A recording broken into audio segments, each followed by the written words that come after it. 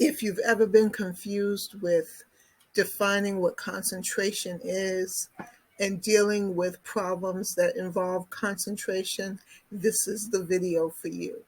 So I want you to sit back, I want you to listen, and I want you to learn. What is concentration? Let's get into it.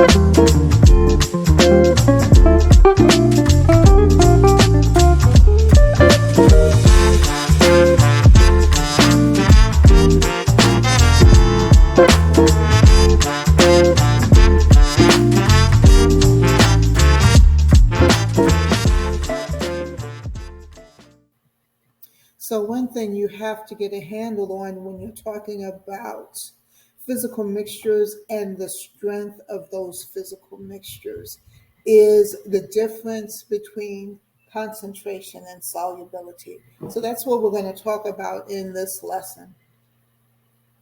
We're going to focus more on concentration right now, though, and later on in another lesson, we'll talk about solubility in depth. Okay, so let's go on to the next. I would stand to guess that percentage is the most prevalent way of expressing concentration. Okay, so when you see something like, I don't know, hydrocortisone, 2.5%, you should be able to take that 2.5% and break it down. You should know, like, if it's acetic acid, 0.25% solution, you should know how to break that down, that percentage.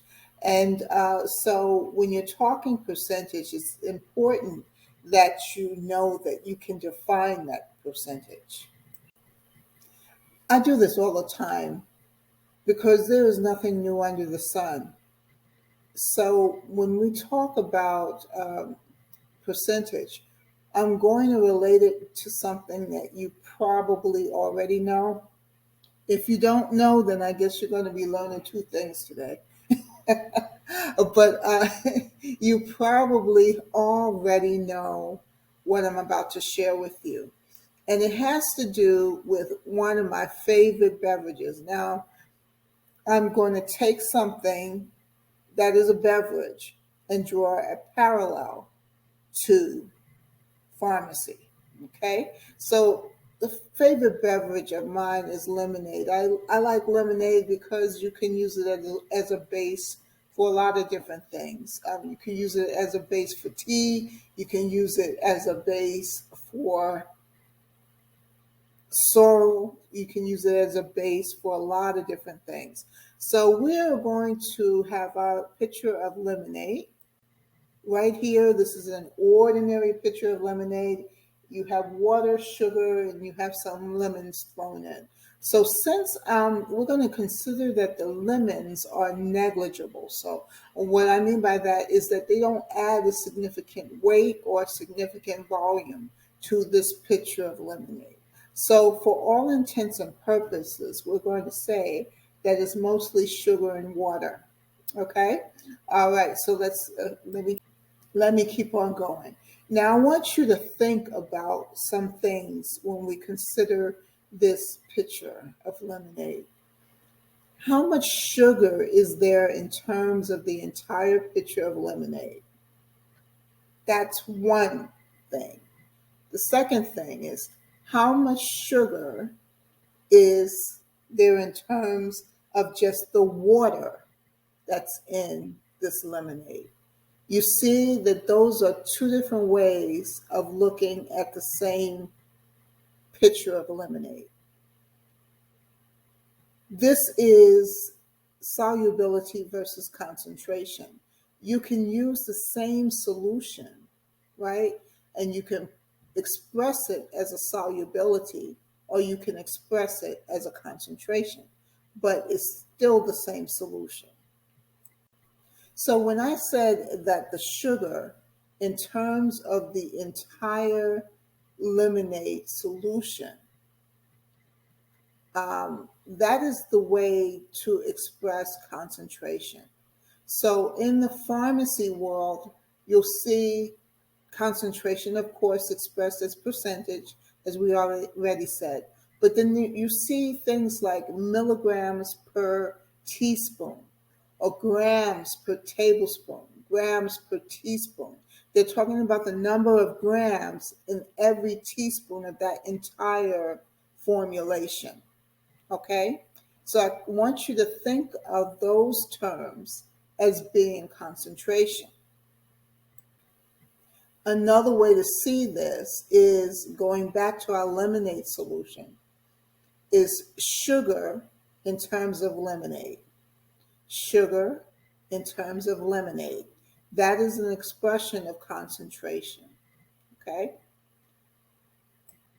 To contrast, if we're saying sugar in terms of water, that is an expression of solubility. Okay? Now, there's some terms that you need to know when we are talking about solubility, concentration, solutions, suspensions, colloids, emulsions. There's some terminology that you need to know. And I'm just going to give you the basics right now. We will follow up in subsequent talks, but for right now, I just want to give you the basics.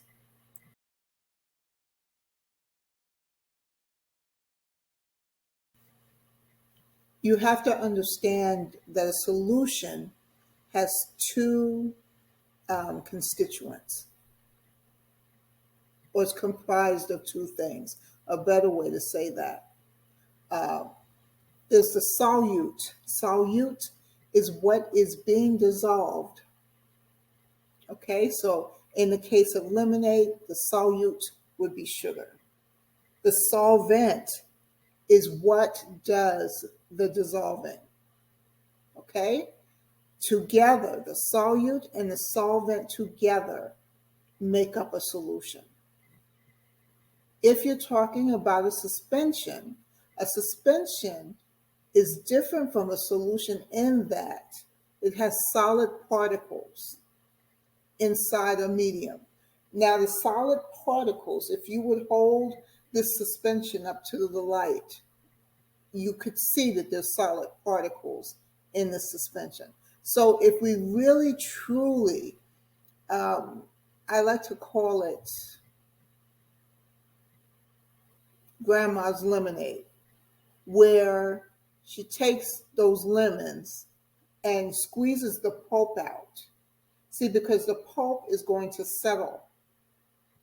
The pulp will settle, and you have to stir it again in order to suspend the pulp back into the lemonade, and then you pour. Just like with a suspension, a drug suspension, you have to shake it first. They call it a shearing force, SHEARING, a shearing force. What that is you're shaking it or you're stirring it to suspend those particles back into the medium, right? So with a suspension, you always have to shake it before you pour it. With a solution, it is something called homogeneous. Homogeneous means that it is the same throughout. With a suspension is heterogeneous. Heterogeneous means that it's different throughout. It is not consistent throughout. So you have to let it undergo a process where it will be temporarily homogeneous, right? So that's why we shake it first. Now, an emulsion is a physical mixture with two distinct phases, and these two phases are not soluble in each other. So, let's think about something that is two phases, and the phases are not soluble in each other. Well, salad dressing that has oil and water, right? Those the traditional salad dressing with the vinegar and the water, right? Vinegar is an aqueous solution. Aqueous means that it is soluble in water, right? Mixed with an oil. Now, that's why traditionally you had to shake it because it will disperse the oil into the vinegar, right? Nowadays, they have something called creamy Italian salad dressing, right?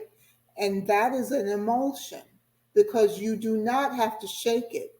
It's already that the oil and the water have been, they're held together by something called an emulsifier, an emulsifying agent.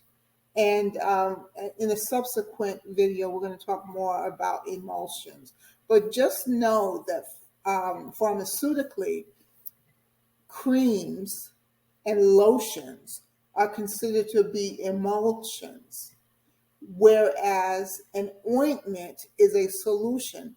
An ointment is a solid solution. What is the base? The base is white petrolatum in the case of an ointment, right? But in the case of a lotion or a cream, it's an oil and water base, right? It's in emulsion form. Classically, an emulsion will be white in appearance, milky white in appearance, okay? So more on that later because it's really, really interesting. There's some things that I want to tell you about emulsions, but I don't want to give you too much too soon. But just know that that conversation is coming later. Okay. This conversation would not be complete if I didn't talk about weight, volume, and volume. Now you see on this slide that it says percentage, weight, percentage, weight, percentage, volume. Okay, so percentage, weight means the weight in grams of the solute over the weight in grams, 100 grams of the solution. So it's weight in grams over 100 grams. In the numerator, it expresses the solute. In the denominator, it expresses the entire solution. Okay, so percentage, weight, volume. Many of your physical mixtures are percentage, weight, volume. So that is talking about a solution here. That is the weight in grams of the solute over 100 milliliters of the entire solution. All right? Volume is the volume in milliliters, of the solute over 100 milliliters of the solution. Okay? Now that comes from percentage being a fraction where the denominator is always 100. Okay?